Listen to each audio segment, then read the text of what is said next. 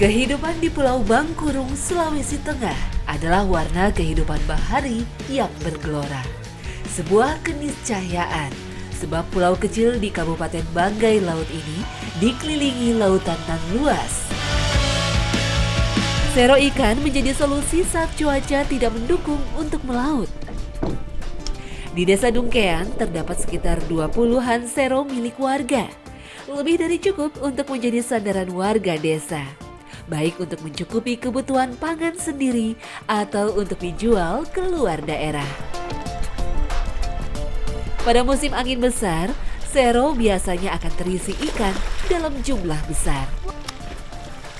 Ikan-ikan yang berada di bagian depan akan bergerak menuju ke ujung sero dengan kegaduhan yang kami buat, sehingga memudahkan kami untuk menangkapnya. Kurang hati ikannya.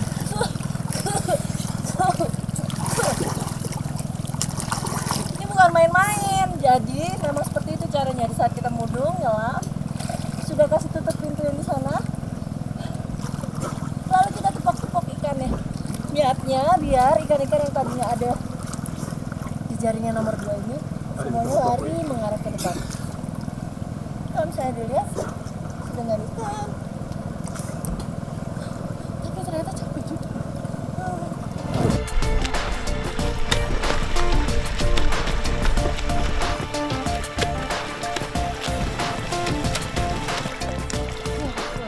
Ini nggak ada pintu lagi ya. Ini terakhir. Oh, ada pintu di ujung lagi. Nah, ini nggak ditutup. Saya nggak bisa masuk.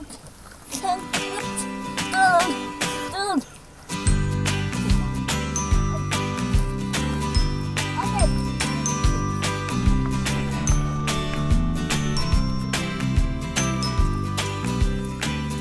Wow, hasil banyak. Au, au.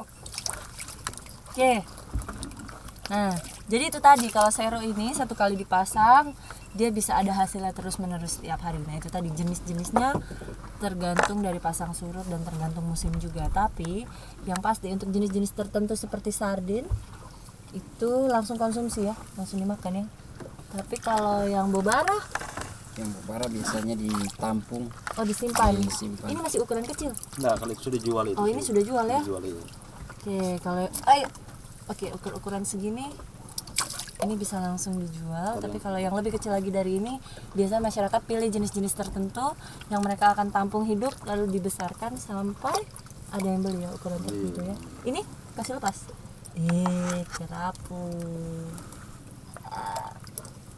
Banyak hasilnya, lihat nih. Oke.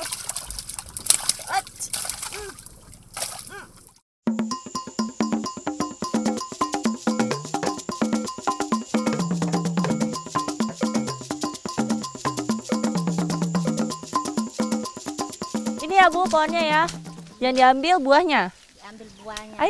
Kita sudah dapat. Nah, ini kalau misalnya orang Jawa Barat kenalnya ini honje. Pokoknya penggunaannya itu sebagai bumbu. Nah, bunganya itu orang kenal dengan kecombrang. Bunga kecombrang itu biasanya ibu saya kalau masak. Nah, tapi yang di sini saya mau nyobain masakan khas dari Pulau Bangkurung. Sudah. Semua ini sudah matang ya. Sudah tahu Kak, ini juga so hampir. So ambil ini hampir, ini sudah merah ya. Matang. Oh, berarti patokannya kalau dia biji buah dalamnya ini hitam, So masak. yang ini yang diambil. Kalian ini masih mentah muda lagi. Iya, ini juga. Berarti nggak pengaruh ya Bu, saya pikir tadi kalau kulit luarnya merah itu sudah matang. Berarti yang satu ini kita bisa bawa? Boleh. Boleh. Mari. Habis ini langsung kita masak. Ibu, potong Bu. Mari kita masak. Makan. Setiap daerah memiliki cara dalam mengolah bahan atau meracik bumbu. Ini sebabnya kuliner Indonesia sangat kaya. Di Pulau Bangkurung, masyarakat banyak bersentuhan dengan bahan pangan yang berasal dari laut. Ini membuat masyarakatnya akrab dengan bumbu olahan pedas sekaligus asam. Tikala itu kalau misalnya pas digini dikupas dari dia punya batang, buahnya ternyata sangat mirip dengan bawang. Lihat, ini tikala, ini bawang. Jadi sama-sama kuncup begini. Nah, bedanya kalau bawang kulit arinya kita buang, kalau dia hanya dikasih bersih saja, lalu tinggal ditumbuk. Tinggal. Jangan khawatir. Baunya enak banget. Nah, ini sebagai pemberi cita rasa asam saja. Jadi memang masakan-masakan di Indonesia itu khas kan kalau kita mau bikin asam pedas. Nah, asamnya itu macam-macam. Ada yang dari buah buni, ada yang dari asam Jawa, ada yang dari jeruk limau. Nah, ada juga yang dari ini, tikala atau kecombrang. Ah, baunya seger. Makanan dapat menjadi cerminan karakter masyarakatnya, seperti masyarakat di daerah Banggai Laut yang terdiri dari orang Bajo, Bugis, dan Banggai. Mereka memiliki karakter terbuka dan sangat dinamis. Olahan dengan bumbu tikala ini seperti menegaskan identitas mereka sebagai orang laut. Belum matang saja ini. Baunya sudah tercium ya Bu ya? Bau asam ya? Iya.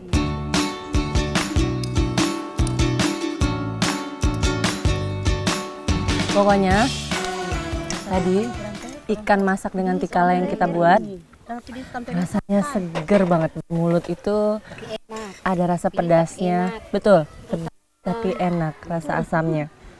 Kalau misalnya dilihat ini yang di daun-daun ini kan macem-macem nih. Nah, ini semuanya karbohidratnya. Ada yang campur dengan pisang, ada yang ubi singkong biasa, ada yang singkong diparut. Oh, sengaja memang mau kasih tunjuk ini Karena kemarin nasi. Oh, hari-hari sudah biasa makan nasi ya. Yang ini luar biasa berarti. Pokoknya suatu saat berkesempatan mampir ke Dusun Boniton harus cobain ini. Ikan masak asam dengan tikala. Segar. Jadi dihabiskan. Itu lagi yang dicoba. Satu ini kasih habis. Oh, tenang, itu teman-teman saya banyak. Tapi kan rasanya Rasanya. beda dari ini. Baik.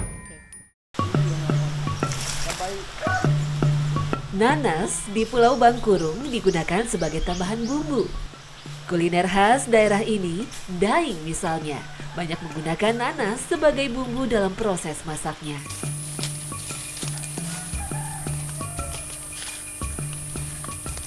Ada sebagian, bukan sebagian ya, ada jenis-jenis ikan tertentu yang tidak bisa kita konsumsi langsung begitu saja. Nah, begitu juga dengan es kolar ini. Tapi di sini bedanya, selain kita harus mengukur kadar yang kita makan berapa banyak, ada bumbu rahasianya juga. Jadi biar es kolar itu atau ikan nanas aman dimakan. Nah, ini yang kita cari. Ini pohon nanas. Yang kita cari adalah buah mudanya. Daing ini sebenarnya adalah daging ikan yang dikeringkan. Biasanya daing terbuat dari jenis ikan tertentu berukuran besar yang sulit dijual dalam kondisi segar. Di Pulau Bangkurung, daing juga telah dipasarkan. Pasar terbesar daing adalah daerah Luwuk, Kendari, hingga Makassar. Nah, ini yang sedang kita jemur ini namanya daeng, di sini disebutnya. Daeng itu sendiri sejenis seperti olahan kering, seperti dendeng. Nah, ada beberapa jenis ikan yang memang enak untuk dijadikan daeng. Nah, salah satunya ini ikan nanas. Yang lain-lainnya ini ikan pari. Nah, kalau misalnya seperti ini, dia akan makan waktu kering. Kalau panas seperti ini sekitar 3 harian. Daing banyak dibuat oleh warga Bangkurung sebagai kreasi ketika hasil melaut sedang melimpah. Lokasi yang jauh menyulitkan pengiriman ikan segar keluar daerah. Di sisi lain, pasar lokal sangat kecil daya serapnya. Jadi Indonesia itu memang terkenal dengan cita rasa masakannya yang kompleks, banyak bumbu. Nah, ini yang saya bicarain ini, es kolarnya aja udah kompleks, dimakan begitu saja tidak bisa. Kita pasti mules, karena itu merupakan obat pencahar kalau dimakan begitu saja. Tapi untuk antisipasinya, lihat nih, bumbunya macam-macam. Selain bumbu rahasia nanasnya tadi, ini kalau misalnya ada kemangi, ada kencur, ada jahe, ada serai. Jadi untuk makanan yang kompleks perlu bumbu yang kompleks biar apa? Biar rasanya enak. Semua bumbu akan dimasak terlebih dahulu hingga matang. Kemudian akan dimasukkan bahan utama berupa potongan daing ikan nanas. Rasa Barangkali kalau Mbak ya rasa pedas. Tidak. oh, tapi enak. Nah, ternyata untuk mengalahkan satu cita rasa yang dominan, itu netralisirnya pakai rasa yang dominan juga. Jadi tadi es kolar ini dia punya kandungan lilin, lapis luar lilinnya itu sangat kurang bagus lah kalau kita konsumsi begitu saja. Itu tadi bisa bikin mules-mules. Nah, dilawannya pakai apa? Pakai nanas yang kalau dimakan begitu saja asem, tapi begitu dikawinkan, dijoinkan dalam masakan enak. Oke. Bu, enak. Enak. Kaget. Pernah sakit perut nggak habis makan ikan nanas? Enggak. Nggak pernah. Enggak pernah. Padahal ini asam, tapi tidak ya? Tidak. Enak-enak aja ya. Enak. Udah dari dulu biasa makan juga ya? Iya, karena ini namanya kuah tokoli bahasa Banggai. Kalau di sini tokoli. Jadi biasa makan ini dari kecil, sampai dewasa. Ya, itu tadi karena tidak terbiasa, jadi saya masih ada kerasa sedikit. Rasa sakit sama kemarin. Tapi baiklah, karena lapar, makan sudah.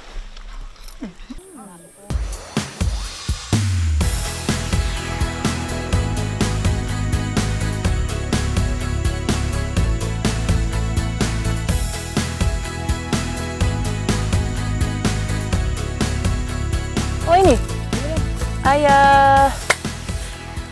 Ini kita sampai merunduk-merunduk seperti ini demi tandan mudanya bunga nipah. Jadi di sini memang nipahnya kan banyak sekali dan yang dimanfaatin bukan cuma daunnya aja. Lihat, di sini tandan mudanya juga diambil untuk apa? Dikonsumsi. Jadi satu makanan khas dari Ramang-Ramang. Ini bunganya. Pohon nipah yang tumbuh subur di antara jajaran Bukit Kapur dan aliran sungai air Payau yang melintang di kawasan Maros menjadi berkah tersendiri bagi masyarakat.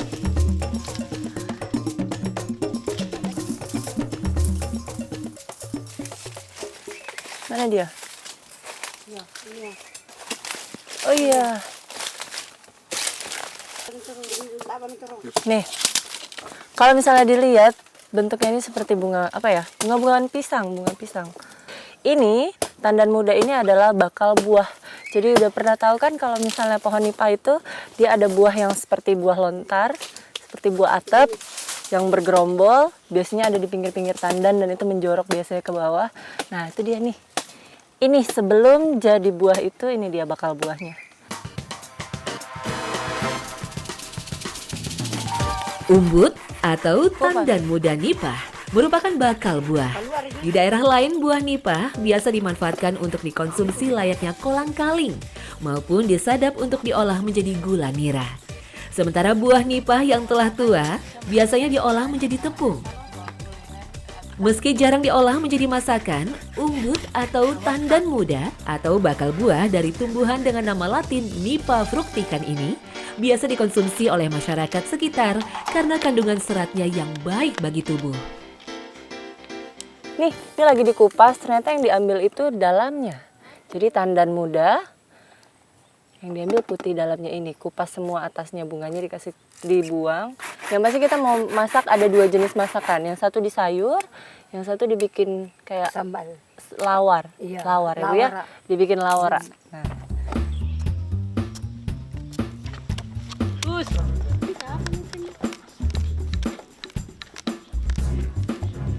Ini disebutnya tolong. Kalau ibu bikinnya tadi bentuknya kotak, saya bikinnya segitiga. Tolong ini, kalau kita nanti bikin lawar bunga nipah, nah tolongnya dimasukin di dalam sini, baru nanti direbus. Pengolahan tandan bunga nipah yang masih muda layaknya mengolah umbut dari famili palem-paleman lainnya. Getah dari tandan bunga dihilangkan dengan cara direbus berulang kali agar rasa pahit dari umbut juga berkurang. Cuma satu kali saja.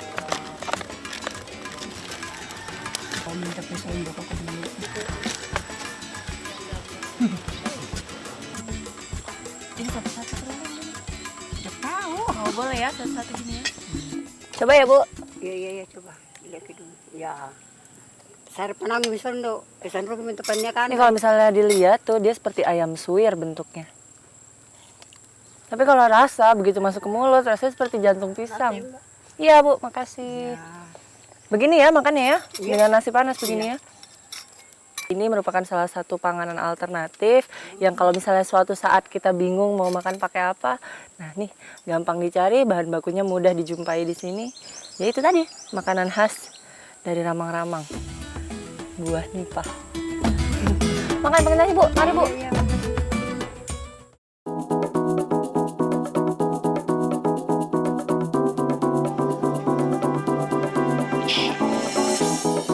Tujuan perjalanan saya kali ini menuju ke tempat pertama kali kopi Kalosi ditanam di wilayah Sulawesi. Terletak 230 km dari kota Makassar, tepat di kaki Gunung Latimojong yang termasuk dalam Kabupaten Nrekang.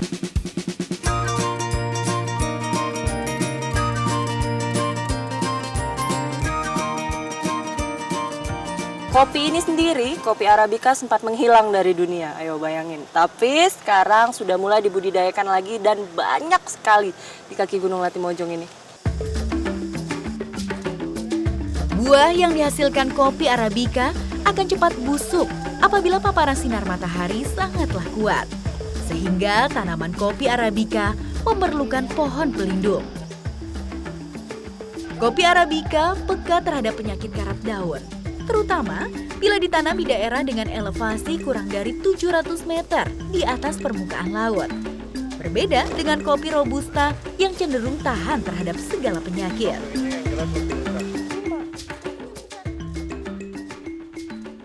Nah, untuk daerah Sulawesi sendiri, kopi ini memang terkenal dari Toraja. Tapi sebetulnya asal mula penyebaran kopi di Sulawesi itu masuknya di sini dulu, di kaki Gunung Latimojong, disebutnya kopi Kalosi. Untuk jenis yang ada di sini kopi Arabica. Arabica dengan Robusta perbedaannya di ketinggian saja. Kalau Arabica mulai dari ketinggian 600 meter di atas permukaan laut sampai 2000 meter di atas permukaan laut, itu semua tempatnya kopi Arabica. Sementara kalau Robusta itu berada di ketinggian 800 meter di atas permukaan laut. Kopi Arabica menguasai sekitar 70% pasar kopi dunia bila dibandingkan dengan kopi Robusta yang hanya 30%. Indonesia merupakan penghasil biji kopi ketiga terbesar di dunia setelah Brasil dan Kolombia. Kopi Arabica biasa diolah dengan pengolahan basah, sementara kopi Robusta pengolahannya kering.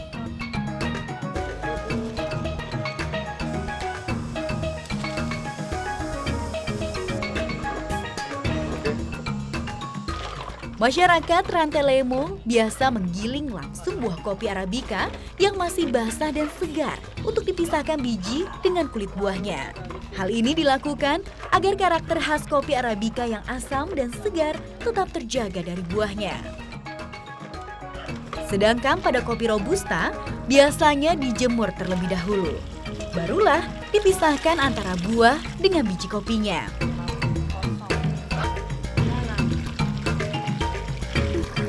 Sambil dicuci ini masuk juga ke proses sortir sebetulnya. Jadi tanpa sadar kalau misalnya kita lihat nih, di saat cuci begini akan ada yang ngapung-ngapung. Nah yang ngapung-ngapung itu yang kurang bagus ya Bu, kita kasih buang.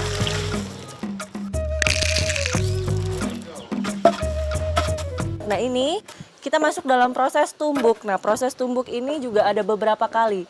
Kalau yang lagi ditumbuk sama Ibu Aji di depan, itu adalah proses untuk melepas kulit arinya. Nah ini yang saya tumbuk. Sebentar. Nah, kalau yang sudah dibawa gini, ini yang udah bisa langsung kita sangrai setelah ditumbuk nanti. Jadi kalau misalnya dilihat ini sudah dijemur kesekian kalinya, betul-betul kering. Kalau menurut Bu Haji ini kadar airnya tinggal 15% aja. Jadi kalau misalnya yang jantan tuh seperti ini, dalam satu kulit ari dia cuma satu. Sementara kalau yang betina itu biasanya berpasangan. Nih, kayak gini nih yang betina. Jadi dia kalau dalam satu kulit ali ini tertelungkup begini. Proses pemanggangan atau sangrai ini selain untuk mengeringkan biji kopi, juga memicu reaksi kimia untuk memunculkan minyak kopi atau kaviol. Minyak inilah yang menghasilkan cita rasa serta aroma yang khas pada setiap biji kopi setelah di roasting dengan sempurna. Wah, ini sudah muncul aromanya, wangi banget wangi kopinya.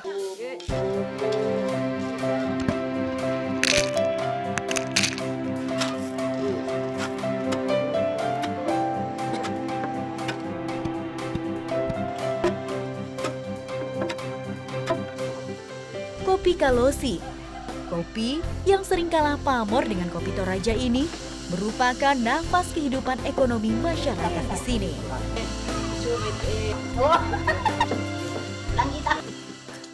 Jadi memang kali ini kopi yang menyatukan semuanya. Kalau misalnya bicara tentang rasa, kopi Arabica ini sendiri tidak terlalu asam dan yang pasti kafeinnya lebih rendah dibandingkan Robusta. Yang pasti kalau teman-teman penasaran seperti apa sih rasa kopi Arabica di kaki Latimojong ini, rasanya luar biasa, apalagi kalau ngumpulnya sama saudara. Ya Bu.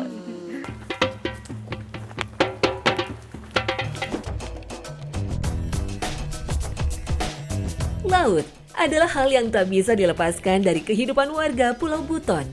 Bagi sebagian orang, laut diibaratkan sebagai urat nadi perekonomian. Dan salah satu berkah laut yang menopang kehidupan warga Buton adalah kerang mutiara. Komoditas ini dibudidayakan di pesisir kota Baubau.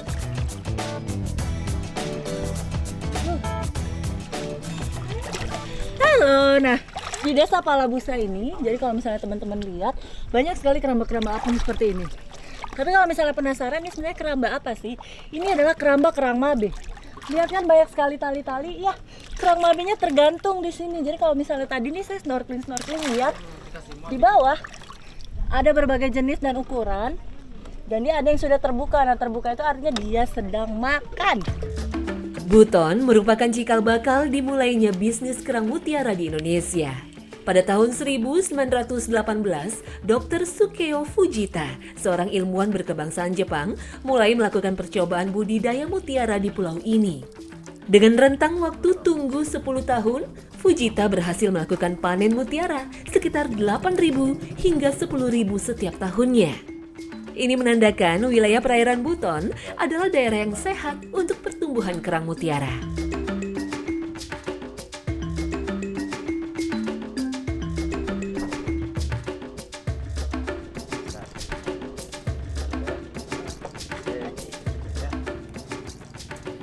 Nah, jadi kerang mabe yang siap untuk disuntikan itu biasanya prosesnya seperti ini. Dia diangin-anginkan dengan maksud dan tujuan supaya cangkangnya terbuka. Nah, itu yang mempermudah untuk melakukan proses penyuntikan. Nah, yang disuntikkan itu disebut nukleus. Tapi sebenarnya mah ini kancing baju. Kancing yang sudah dimodifikasi sedemikian rupa membentuk setengah lingkaran. Ada yang besar, ada yang kecil, tergantung jenis kerangnya sendiri. Nah, jadi ini, cara penyuntikannya begitu. Kerangnya dikasih buka, lalu disibak. Nih ibaratnya kalau saya lihat kayak di dalam itu yang disibakkan bibirnya ya yang diangkat. Jadi ibaratnya gini nih, disibak, ditempel, terus ditutupin lagi. Kerang mabe atau Pteria penguin juga dikenal dengan nama kerang mutiara bersayap. Hal ini dikarenakan bentuk mutiara yang dihasilkan oleh jenis ini berbeda dengan kerang mutiara pada umumnya yang berbentuk bulat. Dalam budidaya kerang mutiara mabe, pemilihan nukleus yang baik akan menentukan kualitas mutiara yang dihasilkan, terutama dari segi warna, bentuk, dan kilau mutiara. Untuk menjadi sebuah mutiara mabe, nantinya kerang akan memproduksi nacre dan melapisinya pada inti nukleus. Nacre adalah zat yang melapisi bagian dalam cangkang kerang yang berwarna berkilauan. Proses ini dikenal dengan istilah biomineralisasi, yaitu sama halnya seperti proses pembentukan tulang pada manusia dan hewan bertulang belakang lainnya.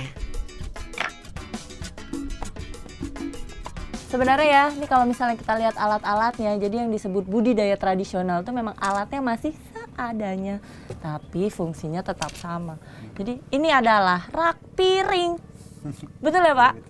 Nah jadi kan kita butuh tempat jadi supaya cangkang si kerang mabe ini berdiri. Nih pakai rak piring. Ini ibu nggak marah Pak, rak piringnya dibawa ke sini Pak satu? Tidak. Sama alat jepitnya juga alat jepit sederhana, pinset, ya kan, yang seadanya semuanya, yang unik untuk merekatkannya.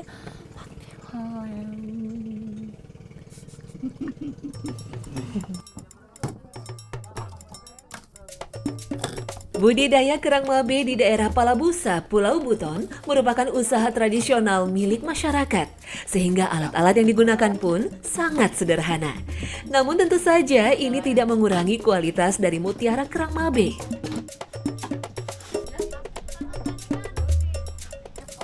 Setelah proses peletakan inti nukleus selesai, selanjutnya kerang akan digantung kembali di dalam laut selama 4 bulan.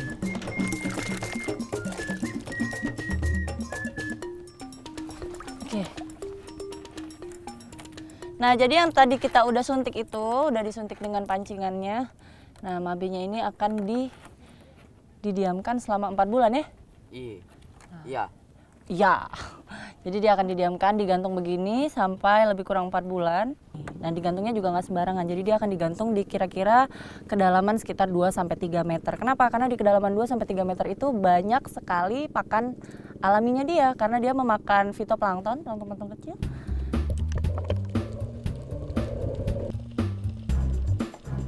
Perairan Teluk Palabusa sangat cocok untuk budidaya mutiara karena memiliki arus yang cukup kuat, yaitu sekitar 5-10 km per jam dan juga plankton yang melimpah sebagai pasokan makanan kerang mutiara.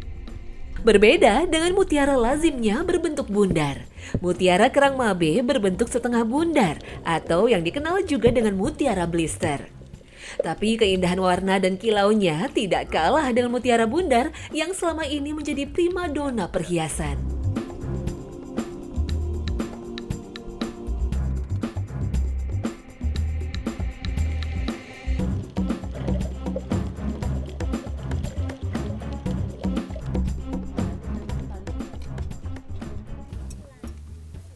Nah, kan nggak mungkin nih kalau misalnya kita nunggu yang tadi sampai 4 bulan kemudian. Nah, di sini karena memang sudah budidaya ini sudah dari dulu, dari berapa tahun Pak? 10 tahun lalu? Apa itu? Ini, budidaya kerang mabe ini? 5 tahunan ada. Oke, baik, 5 tahun yang lalu. Nah, jadi ini kalau misalnya setelah mutiaranya diambil, cakep ya bentuknya ya. Nah, dagingnya ini juga dimanfaatkan buat masyarakat di Palabusa ini dibikin sambal kerang mabe. Jadi sebenarnya ya ini ada 2 sudut pandang, tapi kalau menurut saya untuk menjaga supaya perputaran ekonomi di satu daerah itu tetap berjalan dengan lancar, tidak apa-apa sebenarnya diadakan budidaya. Karena itu tadi kalau misalnya kita mengharapkan kerang mutiara yang alami, mutiara mabe yang alami, itu prosesnya bisa 1 tahun dan tidak setiap kerang itu ada hasilnya. Nah, jadi seperti ini dengan harga jual yang sebenarnya masih jauh di bawah dengan harga mutiara yang bulat, yang biasa mutiara air asin. Nah, ini termasuk satu kegiatan budidaya tradisional yang cukup bagus dari dulu sampai sekarang. Target ada. Sini cepat. Depan saya udah ada buayanya. Kita lihat dulu pergerakannya kemana, baru kita tangkap. Penangkapan buaya ini menggunakan jerat itu ada tahap-tahapannya. Pertama itu yang diikat rahangnya bagian atas, baru matanya ditutup, kemudian tangan dan kakinya. Tingkat kesulitannya lebih sulit menangkap di dalam air dibandingkan di darat, karena kalau misalnya di air dia jauh lebih agresif. Tujuan teman-teman di sini menangkap buaya bukan untuk kepentingan pribadi, tapi melainkan untuk biar buayanya ini aman dari gangguan luar, tidak tersakiti, dan manusianya pun aman dari lingkungannya.